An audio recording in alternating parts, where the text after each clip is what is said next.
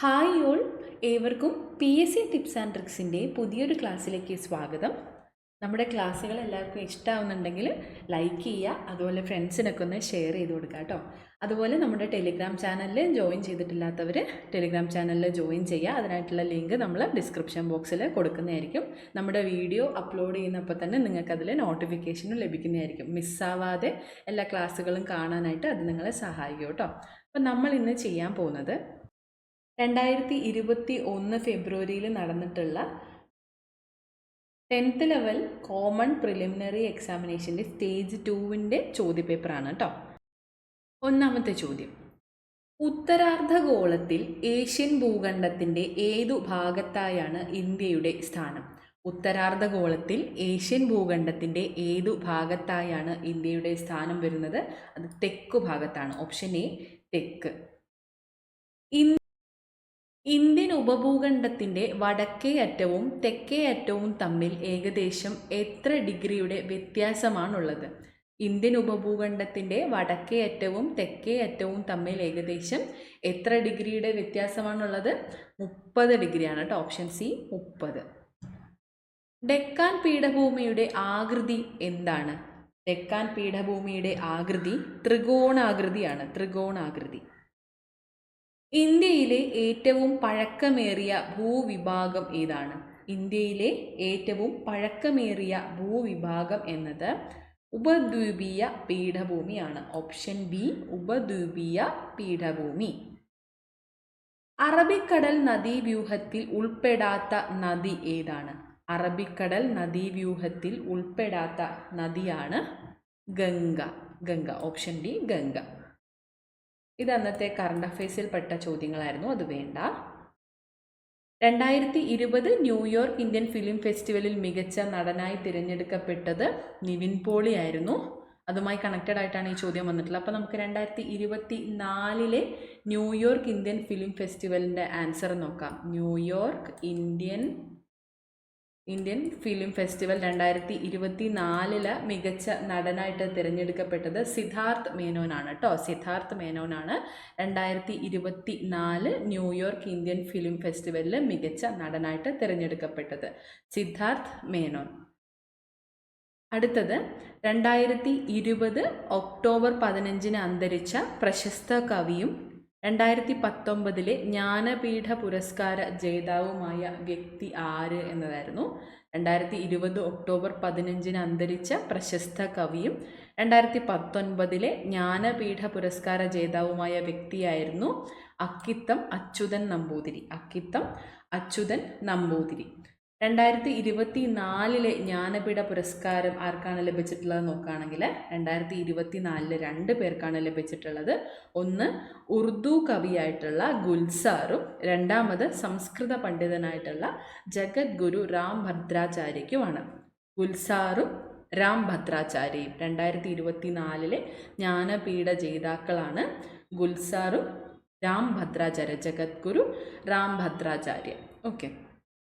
അടുത്ത ചോദ്യം: ഏഴാച്ചേരി രാമചന്ദ്രന് വയലാർ അവാർഡ് നേടിക്കൊടുത്ത കവിതാ സമാഹാരം ഏതാണ്? ഏഴാച്ചേരി രാമചന്ദ്രന് വയലാർ അവാർഡ് 2020 വയലാർ അവാർഡാണ്. ഒരു വെർജീനിയൻ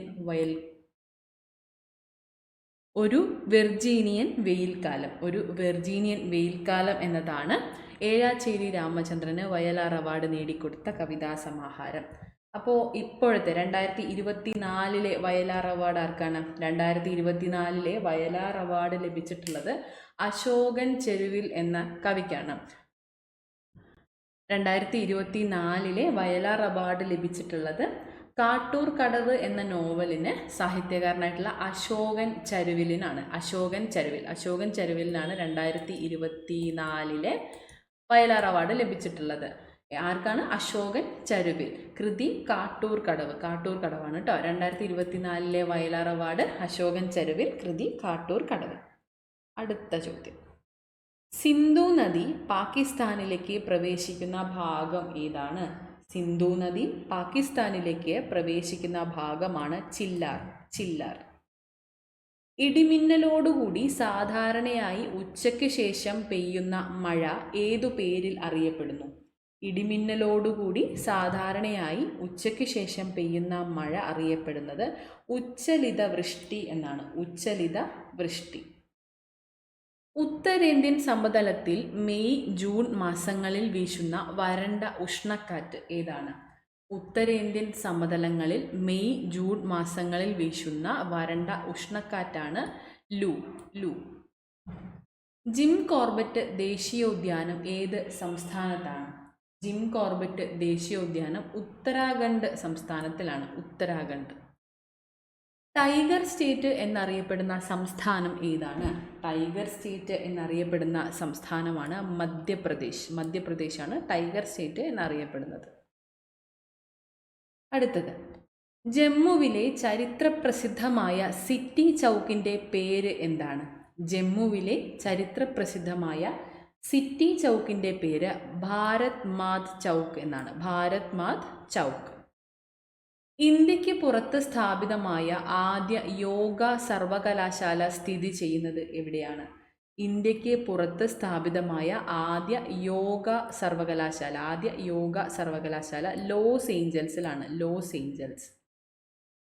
ലോക ഭാഷകളെ പറ്റിയുള്ള പുതിയ കണക്കുകൾ പ്രസിദ്ധീകരിച്ച എത്നോലോഗ് പ്രകാരം ലോകത്ത് ഏറ്റവും അധികം ജനങ്ങൾ സംസാരിക്കുന്ന മൂന്നാമത്തെ ഭാഷ ഏതാണ്? അത് ഹിന്ദിയാണ്. ഹിന്ദി.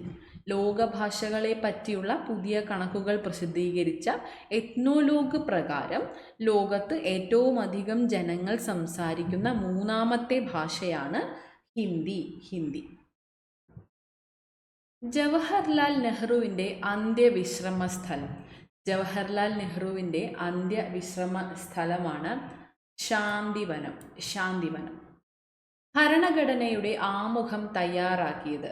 ഭരണഘടനയുടെ ആമുഖം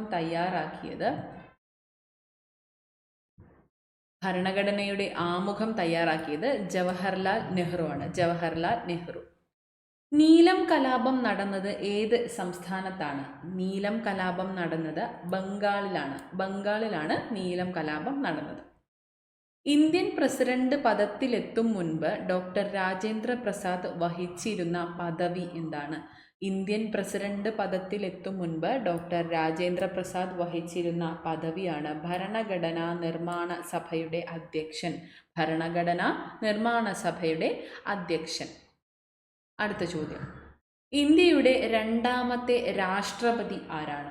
ഇന്ത്യയുടെ രണ്ടാമത്തെ രാഷ്ട്രപതിയാണ് ഡോക്ടർ സക്കീർ ഹുസൈൻ. ഡോക്ടർ സക്കീർ ഹുസൈൻ. ദേശീയ മനുഷ്യാവകാശ കമ്മീഷണറെയും മെമ്പർമാരെയും സ്ഥാനത്തു നിന്നും നീക്കം ചെയ്യാൻ അധികാരമുള്ളത് ആർക്കാണ്? ദേശീയ മനുഷ്യാവകാശ കമ്മീഷണറെയും മെമ്പർമാരെയും സ്ഥാനത്തു നിന്നും നീക്കം ചെയ്യാൻ അധികാരമുള്ളത് രാഷ്ട്രപതിക്കാണ്. രാഷ്ട്രപതി. ദേശീയ മനുഷ്യാവകാശ കമ്മീഷന്റെ ആസ്ഥാനം എവിടെയാണ്? ദേശീയ മനുഷ്യാവകാശ കമ്മീഷന്റെ ആസ്ഥാനം ന്യൂഡൽഹിയാണ്. ന്യൂഡൽഹി. ദേശീയ മനുഷ്യാവകാശ കമ്മീഷൻ സ്ഥാപിതമായത് 1993 ഒക്ടോബർ 12-നാണ്. ഒക്ടോബർ 12. ഇന്ത്യയിലെ ആദ്യത്തെ ദേശീയ മനുഷ്യാവകാശ കമ്മീഷൻ ചെയർമാൻ ആരാണ്? ഇന്ത്യയിലെ ആദ്യത്തെ ദേശീയ മനുഷ്യാവകാശ കമ്മീഷൻ ചെയർമാൻ ജസ്റ്റിസ് രംഗനാഥ് മിശ്രയാണ്. ജസ്റ്റിസ് രംഗനാഥ് മിശ്ര. ദേശീയ വനിതാ കമ്മീഷൻ അംഗങ്ങളെ പദവിയിൽ നിന്ന് നീക്കം ചെയ്യാൻ അധികാരമുള്ളത് ആർക്കാണ്? ദേശീയ വനിതാ കമ്മീഷൻ അംഗങ്ങളെ പദവിയിൽ നിന്ന് നീക്കം ചെയ്യാൻ അധികാരമുള്ളത് കേന്ദ്ര സർക്കാരിനാണ്. കേന്ദ്ര സർക്കാരിന്. ഇന്ത്യയുമായി വാണിജ്യ ബന്ധം സ്ഥാപിച്ച ആദ്യ യൂറോപ്യൻ ശക്തി ആരാണ്? ഇന്ത്യയുമായി വാണിജ്യ ബന്ധം സ്ഥാപിച്ച ആദ്യ യൂറോപ്യൻ ശക്തിയാണ് പോർച്ചുഗീസുകാർ. ഈസ്റ്റ് ഇന്ത്യ കമ്പനിയിൽ നിന്നും ഇന്ത്യയുടെ ഭരണം ബ്രിട്ടൻ ഏറ്റെടുത്തത് ഏത് വർഷമായിരുന്നു? ഈസ്റ്റ് ഇന്ത്യ കമ്പനിയിൽ നിന്നും ഇന്ത്യയുടെ ഭരണം ബ്രിട്ടൻ ഏറ്റെടുത്തത് ഏത് വർഷമായിരുന്നു? അത് 1858-ലാണ്. 1858. ബംഗാളിൽ ദ്വിഭരണം നിർത്തലാക്കിയ ഗവർണർ ജനറൽ ആരാണ്? ബംഗാളിൽ ദ്വിഭരണം നിർത്തലാക്കിയ ഗവർണർ ജനറലാണ് വാറൻ ഹേസ്റ്റിങ്സ്. Warren Hastings. ആധുനിക ഭാരതത്തിൻ്റെ നവോത്ഥാന നായകൻ എന്ന് അറിയപ്പെടുന്നത് ആരാണ്? ആധുനിക ഭാരതത്തിൻ്റെ നവോത്ഥാന നായകൻ എന്ന് അറിയപ്പെടുന്നത് രാജാറാം മോഹൻ റോയ് ആണ്. രാജാറാം മോഹൻ റോയ്. ഇന്ത്യൻ നവോത്ഥാനത്തിൻ്റെ പിതാവ് ആര്? ഇന്ത്യൻ നവോത്ഥാനത്തിൻ്റെ പിതാവും രാജാറാം മോഹൻ റോയ് ആണ്. രാജാറാം മോഹൻ റോയ് ആണ് ഇന്ത്യൻ നവോത്ഥാനത്തിൻ്റെ പിതാവ്. ഇന്ത്യയുടെ മാഗ്ന കാർട്ട എന്ന് വിശേഷിപ്പിക്കുന്നത് എന്തിനെയാണ്? ഇന്ത്യയുടെ മാഗ്ന കാർട്ട എന്ന് വിശേഷിപ്പിക്കുന്നത് മൗലിക അവകാശങ്ങളെയാണ്. മൗലിക അവകാശങ്ങൾ. ഇന്ത്യൻ ഭരണഘടനയുടെ ആണിക്കല്ല് എന്നറിയപ്പെടുന്നത് എന്ത്? ഇന്ത്യൻ ഭരണഘടനയുടെ ആണിക്കല്ല് എന്നറിയപ്പെടുന്നതും മൗലിക അവകാശങ്ങളാണ്. മൗലിക അവകാശങ്ങൾ. സമ്മതിദാന അവകാശം വിനിയോഗിക്കൽ ഭരണഘടന അനുസരിച്ച് എന്താണ്? സമ്മതിദാന അവകാശം വിനിയോഗിക്കൽ എന്നത് ഭരണഘടനയനുസരിച്ച് ഓപ്ഷൻ ഡി ആണ്. ഇവയിൽ പറഞ്ഞിരിക്കുന്നതൊന്നുമല്ല. ഓക്കെ. 39ാമത്തെ ചോദ്യം. മതം, വർഗം, ജാതി, ലിംഗം, ജന്മസ്ഥലം എന്നിവയുടെ അടിസ്ഥാനത്തിൽ ഒരു പൗരനോടും വിവേചനം പാടില്ല എന്ന് അനുശാസിക്കുന്ന ഭരണഘടനാ വകുപ്പ് ഏതാണ്? മതം, വർഗം, ജാതി, ലിംഗം, ജന്മസ്ഥലം എന്നിവയുടെ അടിസ്ഥാനത്തിൽ ഒരു പൗരനോടും വിവേചനം പാടില്ല എന്ന് അനുശാസിക്കുന്ന ഭരണഘടനാ വകുപ്പ് അനുച്ഛേദം 15 ആണ്. അനുച്ഛേദം 15. പൗരന്മാരുടെ മൗലികാവകാശങ്ങളുടെ മേൽ ആവശ്യമായ നിയന്ത്രണങ്ങൾ ഏർപ്പെടുത്താനുള്ള അധികാരം ആർക്കാണ്? പൗരന്മാരുടെ മൗലികാവകാശങ്ങളുടെ മേൽ ആവശ്യമായ നിയന്ത്രണങ്ങൾ ഏർപ്പെടുത്താനുള്ള അധികാരമുള്ളത് പാർലമെന്റിനാണ്. പാർലമെന്റ്. മാസ്റ്റർ വീവർ സമ്പ്രദായവുമായി ബന്ധപ്പെട്ടിരിക്കുന്ന കുടിൽ വ്യവസായം ഏതാണ്? മാസ്റ്റർ വീവർ സമ്പ്രദായവുമായി ബന്ധപ്പെട്ട കുടിൽ വ്യവസായമാണ് കൈത്തറി. വീവറിൽ നിന്ന് അത് കിട്ടും അല്ലേ? കൈത്തറി. Central institute of fisheries technology എവിടെയാണ്? Central institute of fisheries technology സ്ഥിതി ചെയ്യുന്നത് കൊച്ചിയിലാണ്. Kochi. Central institute of fisheries technology, Kochi.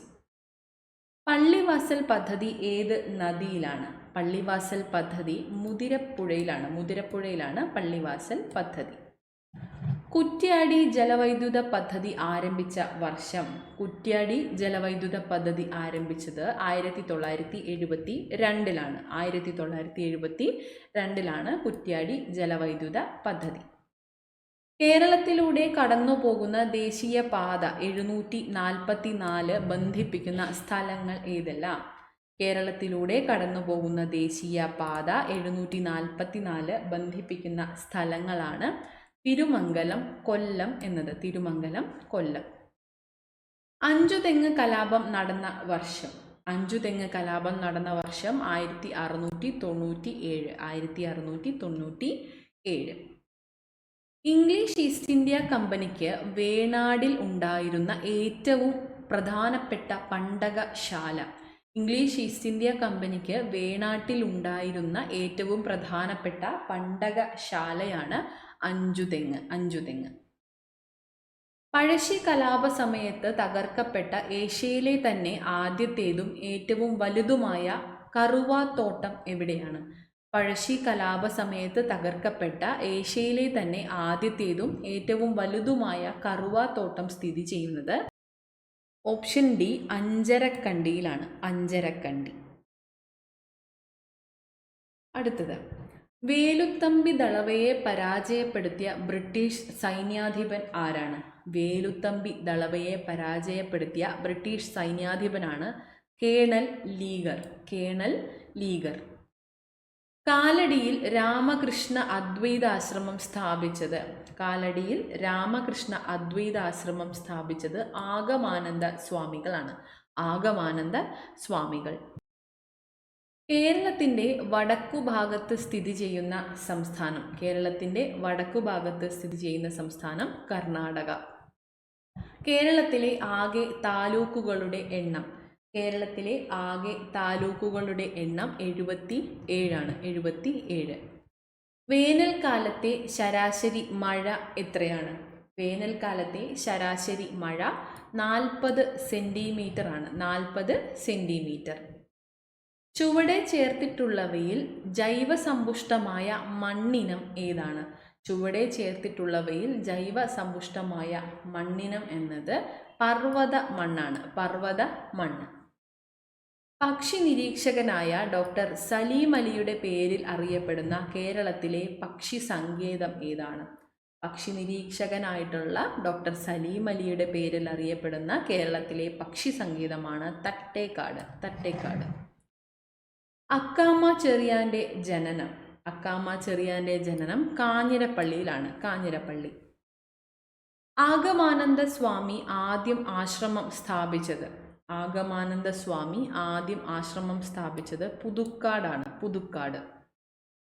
Akkamma ചെറിയാനെ തിരുവിതാംകൂറിലെ ഝാൻസി റാണി എന്ന് വിശേഷിപ്പിച്ചതാരാണ്? തിരുവിതാംകൂറിലെ ഝാൻസി റാണി എന്ന് അക്കാമ ചെറിയാനെ വിശേഷിപ്പിച്ചത് ഗാന്ധിജിയാണ്. ഗാന്ധിജി. അപ്പോൾ തിരുവിതാംകൂറിലെ ഝാൻസി റാണി ആരാണ്? അക്കാമ ചെറിയാനാണ് കേട്ടോ. ഗാന്ധിജിയാണ് അക്കാമ ചെറിയാനെ തിരുവിതാംകൂറിലെ ഝാൻസി റാണി എന്ന് വിശേഷിപ്പിച്ചത്. കേരള പട്ടികജാതി പട്ടികവർഗ വികസന കോർപ്പറേഷൻ്റെ ആസ്ഥാനം എവിടെയാണ്? കേരള പട്ടികജാതി പട്ടികവർഗ വികസന കോർപ്പറേഷൻ്റെ ആസ്ഥാനം തൃശ്ശൂർ ജില്ലയിലാണ്. തൃശ്ശൂർ. കേരളത്തിലെ ആദ്യത്തെ കർഷക തൊഴിലാളി സമരത്തിന് വേദിയായ സ്ഥലം ഏതാണ്? കേരളത്തിലെ ആദ്യത്തെ കർഷക തൊഴിലാളി സമരത്തിന് വേദിയായ സ്ഥലം വെങ്ങാനൂരാണ്. വെങ്ങാനൂർ. ആൻറ്റിജൻ ഇല്ലാത്ത രക്തഗ്രൂപ്പ് ഏതാണ്? ആൻറ്റിജൻ ഇല്ലാത്ത രക്തഗ്രൂപ്പ് O ഗ്രൂപ്പാണ്. O group. Option B O group. ശരീരത്തിൻ്റെ തുലനാവസ്ഥ നിയന്ത്രിക്കുന്ന ഭാഗം ഏതാണ്? ശരീരത്തിൻ്റെ തുലനാവസ്ഥ നിയന്ത്രിക്കുന്ന ഭാഗം സെറിബെല്ലമാണ്. സെറിബെല്ലം. മനുഷ്യനിൽ എത്ര തരം പല്ലുകളാണ് ഉള്ളത്? മനുഷ്യനിൽ എത്ര തരം പല്ലുകളാണുള്ളത്? അത് 4 തരമാണ്. 4 തരം. ശ്വാസകോശത്തെ പൊതിഞ്ഞു സംരക്ഷിക്കുന്ന ആവരണമാണ് ഏതാണ്? ശ്വാസകോശത്തെ പൊതിഞ്ഞു സംരക്ഷിക്കുന്ന ആവരണമാണ് പ്ലൂറ. Option B pleura. ഒരു ചലനത്തിൽ പേശിയുടെ നീളം കൂടുകയാണെങ്കിൽ ആ കൺട്രാക്ഷൻ അറിയപ്പെടുന്നത് എന്ത് പേരിലാണ്? ഒരു ചലനത്തിൽ പേശിയുടെ നീളം കൂടുകയാണെങ്കിൽ ആ കൺട്രാക്ഷൻ അറിയപ്പെടുന്നത് എസെൻട്രിക് എന്നാണ്. എസെൻട്രിക്. എസെൻട്രിക് എന്നാണ് ആ കൺട്രാക്ഷൻ അറിയപ്പെടുന്നത്. പേശി പ്രവർത്തനങ്ങളെ ഏകോപിപ്പിക്കുന്ന മസ്തിഷ്ക ഭാഗം ഏതാണ്? പേശി പ്രവർത്തനങ്ങളെ ഏകോപിപ്പിക്കുന്ന മസ്തിഷ്ക ഭാഗം അറിയപ്പെടുന്നത് സെറിബെല്ലം എന്നാണ്. സെറിബെല്ലം. പേശി പ്രവർത്തനങ്ങളെ ഏകോപിപ്പിക്കുന്ന മസ്തിഷ്ക ഭാഗമാണ് സെറിബെല്ലം. സെഹദ് എന്ന ടെലിമെഡിസിൻ പദ്ധതിയുടെ ഉദ്ഘാടനം നിർവഹിച്ചത് ആരായിരുന്നു? രവിശങ്കർ പ്രസാദ്. ഭൂമിയുടെ ശ്വാസകോശം എന്നറിയപ്പെടുന്ന പ്രദേശം. ഭൂമിയുടെ ശ്വാസകോശം എന്നറിയപ്പെടുന്ന പ്രദേശമാണ് ആമസോൺ മഴക്കാടുകൾ. ആമസോൺ മഴക്കാടുകൾ. ശരീരത്തിൽ ഇരുമ്പിൻ്റെ ആഗിരണം ഉത്തേജിപ്പിക്കുന്ന വിറ്റാമിൻ ഏതാണ്? ശരീരത്തിൽ ഇരുമ്പിൻ്റെ ആഗിരണം ഉത്തേജിപ്പിക്കുന്ന വിറ്റാമിനാണ് വിറ്റാമിൻ സി. Vitamin C. രക്തം കട്ടപിടിക്കുന്നതിന് ആവശ്യം വേണ്ട ജീവകം. രക്തം കട്ടപിടിക്കുന്നതിന് ആവശ്യമായി വേണ്ട ജീവകം ഏതാണ്? അത് വൈറ്റമിൻ കെ. ജീവകം കെ ആണ്. ജീവകം കെ. താഴെ പറയുന്നവയിൽ ഏതിൻ്റെ ന്യൂക്ലിയസിലാണ് ന്യൂട്രോൺ ഇല്ലാത്തത്? താഴെ പറയുന്നവയിൽ ഏതിൻ്റെ ന്യൂക്ലിയസിലാണ് ന്യൂട്രോൺ ഇല്ലാത്തത്? അത് പ്രോട്ടിയത്തിനാണ്. ഓപ്ഷൻ സി പ്രോട്ടിയമാണ്. പ്രോട്ടിയം. കെ ഷെല്ലിൽ ഉൾക്കൊള്ളാവുന്ന പരമാവധി ഇലക്ട്രോണുകളുടെ എണ്ണം എത്രയാണ്? കെ ഷെല്ലിൽ ഉൾക്കൊള്ളാവുന്ന പരമാവധി ഇലക്ട്രോണുകളുടെ എണ്ണം 2 ആണ്. 2 ഇലക്ട്രോണുകൾ. സോപ്പ് ജലത്തിൽ ലയിക്കുമ്പോൾ ജലത്തിൻ്റെ പ്രതലബലത്തിന് എന്ത് സംഭവിക്കും? സോപ്പ് ജലത്തിൽ ലയിക്കുമ്പോൾ ജലത്തിൻ്റെ പ്രതലബലം കുറയും. പ്രതലബലം കുറയും. മെൻഡലിയേഫിൻ്റെ ആവർത്തന പട്ടികയിൽ മൂലകങ്ങൾ ക്രമീകരിച്ചിരിക്കുന്നത്. മെൻഡലിയേഫിൻ്റെ ആവർത്തന പട്ടികയിൽ മൂലകങ്ങൾ ക്രമീകരിച്ചിരിക്കുന്നത് ആറ്റോമിക മാസിൻ്റെ ആരോഹണ ക്രമത്തിലാണ്. ആറ്റോമിക മാസിൻ്റെ ആരോഹണ ക്രമത്തിൽ. സസ്യങ്ങൾ പ്രകാശ സംശ്ലേഷണത്തിലൂടെ പുറത്തുവിടുന്ന വാതകം. സസ്യങ്ങൾ പ്രകാശ സംശ്ലേഷണത്തിലൂടെ പുറത്തുവിടുന്ന വാതകം ഓക്സിജനാണ്. ഓക്സിജൻ. ഊർജത്തിൻ്റെ CGS യൂണിറ്റ്. ഊർജത്തിൻ്റെ CGS യൂണിറ്റ് ഏതാണ്? താഴെ തന്നിട്ടുള്ളവയിൽ ഊർജത്തിൻ്റെ CGS യൂണിറ്റ് എന്നത് എർഗാണ്. എർഗ്. ഊർജത്തിൻ്റെ CGS യൂണിറ്റ് എർഗാണ്. ഉരുളൽ ഘർഷണം നിരങ്ങൽ ഘർഷണത്തേക്കാൾ എന്ത് മാറ്റമാണുള്ളത്? ഉരുളൽ ഘർഷണം നിരങ്ങൽ ഘർഷണത്തേക്കാൾ കുറവായിരിക്കും. ഒരു വസ്തുവിൽ അടങ്ങിയിരിക്കുന്ന ദ്രവ്യത്തിൻ്റെ അളവാണ്. ഒരു വസ്തുവിൽ അടങ്ങിയിരിക്കുന്ന ദ്രവ്യത്തിൻ്റെ അളവ് അറിയപ്പെടുന്നത് പിണ്ഡം എന്നാണ്. പിണ്ഡം. സൂര്യനിൽ നിന്നും പ്രകാശത്തിന് ഭൂമിയിലെത്താൻ എത്ര സമയം മതിയാകും? സൂര്യനിൽ നിന്നും പ്രകാശത്തിന് ഭൂമിയിലെത്താൻ 8.2 മിനിറ്റ് സമയം മതിയാകും. 8.2 മിനിറ്റ് സമയം. സ്ഥാനാന്തരത്തിൻ്റെ യൂണിറ്റ് എത്രയാണ്? സ്ഥാനാന്തരത്തിൻ്റെ യൂണിറ്റാണ് മീറ്റർ. സ്ഥാനാന്തരത്തിൻ്റെ യൂണിറ്റ് മീറ്ററാണ്. അപ്പോൾ ഈ ഒരു ചോദ്യപേപ്പർ പൂർണ്ണമായിട്ട് നമ്മൾ ചെയ്തു കഴിഞ്ഞു. എല്ലാവരും ഒന്ന് റിവൈസ് ചെയ്ത് ആൻസേഴ്സ് ഒന്ന് ഉറപ്പിച്ച് വെക്കുക കേട്ടോ. അപ്പോൾ പഠനമെല്ലാം നന്നായി തന്നെ മുന്നോട്ട് കൊണ്ടുപോവുക. എല്ലാവർക്കും താങ്ക് യു സോ മച്ച്.